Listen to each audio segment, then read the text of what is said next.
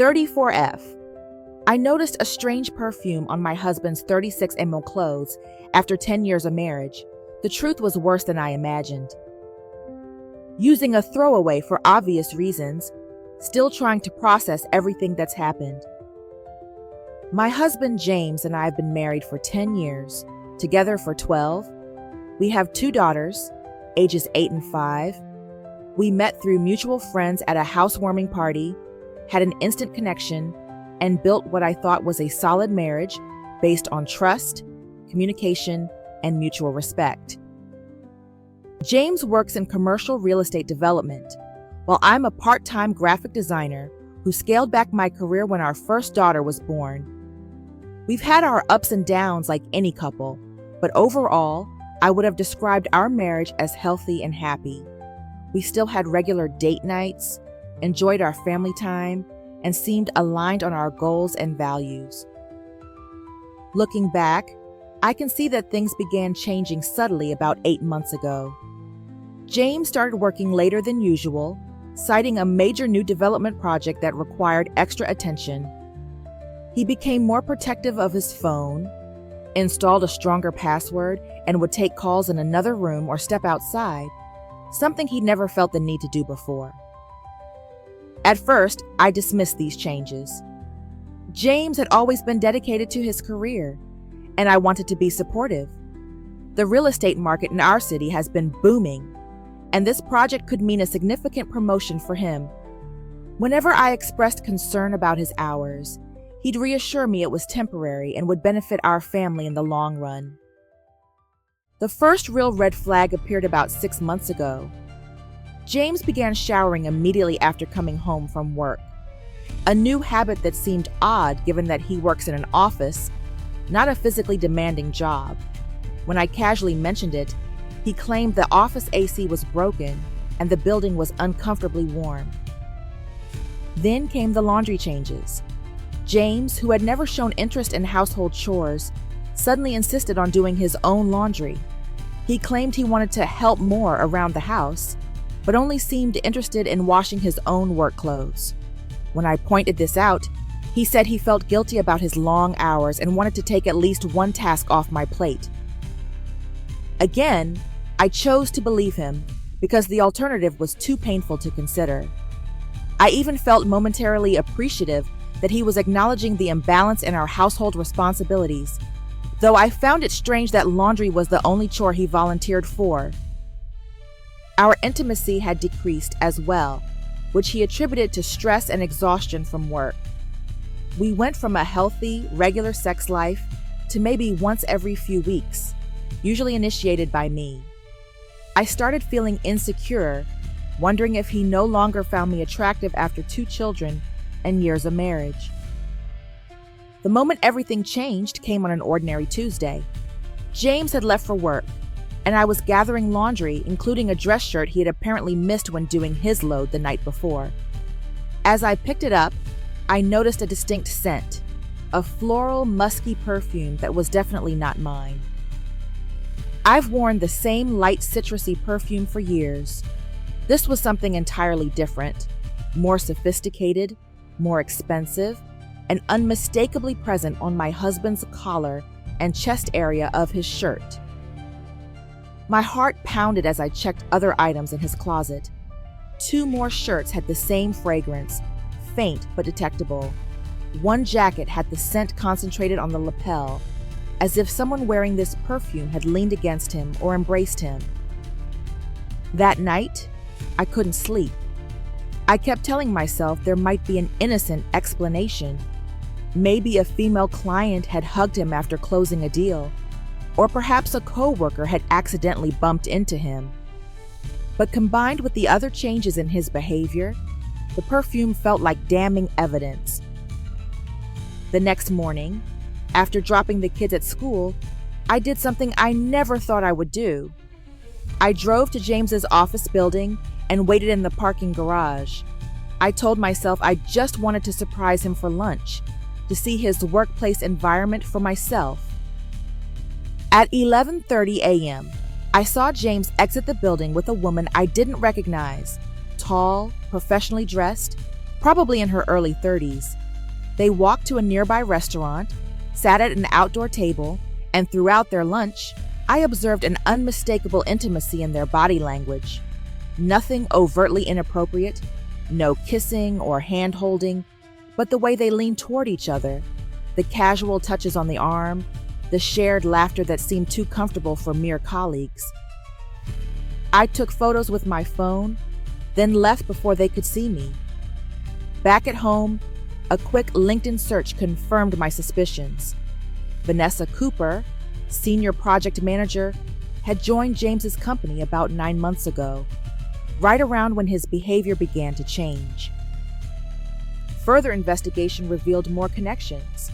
The major project James had been working late on, Vanessa was the lead manager. The business trip he'd taken last month, she had posted professional photos from the same conference. The networking dinners that kept him out late. Several appeared on the company's social media page, with Vanessa consistently present. I spent the next day gathering more evidence. Our cell phone records showed dozens of calls and texts between them, often late at night or early in the morning. Our credit card statement revealed restaurant charges on evenings he claimed to be working late, and at places nicer than typical business meetings would warrant. There was even a charge from a jewelry store from 2 weeks before, a purchase I'd never received. I waited until Friday evening, after the children were asleep at my mother's house for their regular monthly sleepover. I needed privacy for what would undoubtedly be a difficult conversation. When James came home, I had arranged the evidence on our dining room table. The shirt with the perfume sealed in a plastic bag, the photos from their lunch, the phone records, the credit card statements. "We need to talk about Vanessa," I said as he walked in. The color drained from his face. He stood frozen for a moment before attempting to recover. "Vanessa? My project manager? What about her?" "Her perfume is all over your clothes," I said, keeping my voice steady despite the hurricane inside me. "And that's just the beginning of what I know." What followed was the most painful conversation of my life. After initial denials and attempts to gaslight me, "You're being paranoid, that could be anyone's perfume, you're reading too much into a business lunch," James finally cracked when confronted with the overwhelming evidence. The affair had been going on for 7 months. It started with innocent project collaboration, then drinks after work, then more. The late nights were often spent at her apartment. The business trip had included several nights together. The jewelry store charge was for a bracelet for her birthday. "I never meant for it to happen," he said, using the cliche I'd read about but never expected to hear directed at me. When I asked if he loved her, his hesitation told me everything. "I don't know what I feel anymore," he admitted. "It all got complicated so quickly." I asked why he hadn't just asked for a divorce if he was unhappy. "I wasn't unhappy with you," he said, which somehow hurt worse than if he had been. "I love our family, our life together. Vanessa was something different, something just for me." The selfishness of that statement stunned me into silence. His ability to compartmentalize our marriage and family as one aspect of his life while maintaining a separate relationship stunned me. The James I thought I knew would never have been capable of such deception. That night, James packed a bag and went to stay with his brother. I spent hours sitting on our bedroom floor, smelling his pillow, which still carried his familiar scent, now tainted by the knowledge that another woman had likely rested her head there as well. The weekend was a blur of practical matters and overwhelming emotions. I told my mother a simplified version of what had happened, enough that she understood the gravity but sparing her the painful details. I consulted a lawyer to understand my options. I arranged emergency therapy for myself to help process the trauma. When the children returned on Sunday, we told them Daddy needed to stay with Uncle Mike for a while because Mommy and Daddy needed some space to figure things out. They had questions, of course, but we kept our explanations age appropriate and reassured them they were loved, and none of this was their fault. In the weeks that followed, James swung between remorse and justification. One day, he would beg for forgiveness, claiming the affair was a massive mistake and that he wanted to work on our marriage. The next, he would suggest that perhaps we had grown apart, or that I had been emotionally unavailable due to focusing on the children. This shifting narrative only confirmed that he wasn't truly taking responsibility for his choices. 6 weeks after discovery, I learned through a mutual friend that James had been seen with Vanessa at a restaurant across town.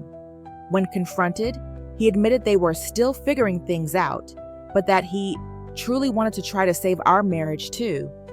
His inability to make a clear choice made my decision easier. I filed for divorce the following day. The process has been challenging, especially explaining to our daughters in age-appropriate ways why their family was changing. James initially contested some of my custody requests, claiming his work schedule had flexibility, the same schedule that had supposedly kept him too busy for family time during the affair. Eventually, we reached an agreement giving me primary custody, with generous visitation for him. It's been 7 months since D-Day. The divorce will be finalized next month. The children have adjusted better than I feared, though our older daughter still sometimes asks when Daddy is coming home permanently. We've all been attending therapy, individually and as a family, which has helped tremendously. I've learned that Vanessa transferred to another division of the company, apparently uncomfortable with the attention their relationship received once it became public knowledge. James continues seeing her, though according to mutual friends, the relationship has been rocky, the fantasy apparently less appealing when faced with the real-world complexities and judgment from colleagues. As for me, I'm slowly rebuilding. I've increased my design work to full-time, reconnected with friends I had neglected, and even started dating very casually, something I never imagined doing at this point in my life. The pain hasn't disappeared, but it's evolved from an acute, constant agony to a duller ache that surfaces in unexpected moments. The most difficult aspect remains the sensory triggers. Certain perfumes in public places can instantly transport me back to that moment of discovery. Professional men in dress shirts similar to James's sometimes make my chest tighten. The jewelry store he visited is in a mall I now avoid completely. Through therapy and painful reflection, I've gained insights that might help others facing similar situations. 1. Trust your senses. The perfume wasn't lying, even when my husband was. Physical evidence like scents, stains, or items out of place often reveal truths our hearts want to deny. 2.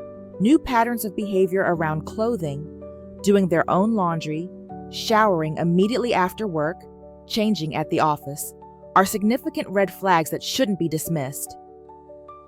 3. Compartmentalization is a powerful psychological mechanism that allows people like James to genuinely believe they love their family while actively betraying them.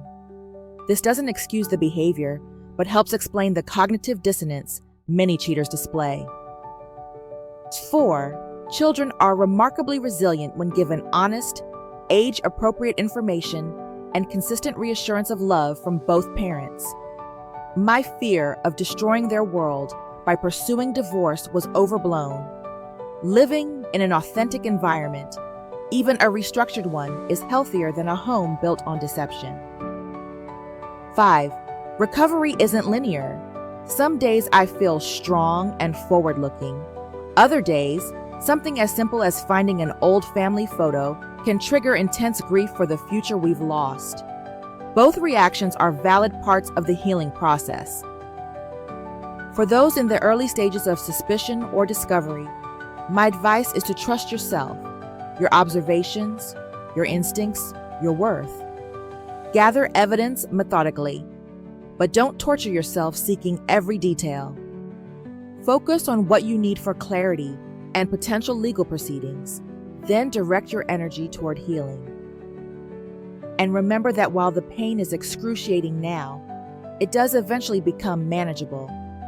The future may look different than you planned, but it can still be meaningful and even joyful. I'm not there yet, but I glimpse it on good days, and those days are becoming more frequent. TL.dr found unfamiliar perfume on my husband's clothes, which led to discovering his 7-month affair with a coworker.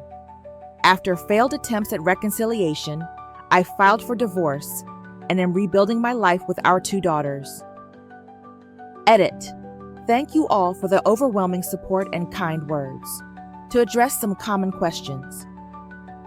1. Did you confront Vanessa? No, I decided that would only create more drama and pain. Her relationship with James is her business now that I'm moving on. 2. How did James react to the divorce filing? Initially with shock and anger, claiming I was giving up too easily. This reaction only confirmed I was making the right decision. He still didn't understand the magnitude of his betrayal. 3. Did you tell his family the truth? Yes, but not all the details. They needed to understand why their brother was suddenly living separately from his family. His parents initially tried to push for reconciliation, but have since become more supportive of my decision. 4. What about the financial impact? Fortunately, I had maintained my career part-time, which made transitioning to full-time work easier. James has been consistent with child support, and the division of assets was relatively straightforward with legal help. 5. Will you ever trust again? My therapist assures me that healthy trust is possible in future relationships, but it will be different. More informed, more cautious initially, and built on actions rather than words alone. I'm not rushing to find out. Thank you again for the support during this difficult time. This community has been an unexpected source of strength.